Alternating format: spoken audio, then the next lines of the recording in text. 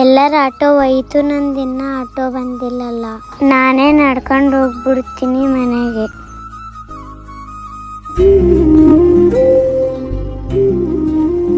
ಇಷ್ಟೊತ್ತಾದ್ರೂ ನಮ್ಮ ತಂಗಿನ ಸ್ಕೂಲಿಂದ ಬರಲೇ ಇಲ್ಲಲ್ಲ. ಯಾಕೆ ಹುಡುಗಿ ಫುಲ್ ಟೆನ್ಷನ್ ಅಲ್ಲಿ ಬರ್ತಿದ್ದಾಳಲ್ಲ? ಬಾ ಪುಟ ಇಲ್ಲಿ.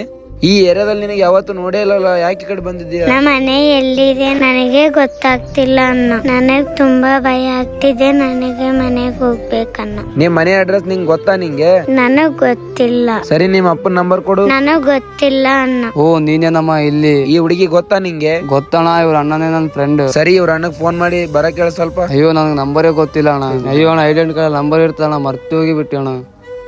ಹೌದು ತಮ್ಮ, ನಾನು ಮರ್ತೇ ಹೋಗ್ಬಿಟ್ಟಿದ್ದೀನಿ ನೋಡು.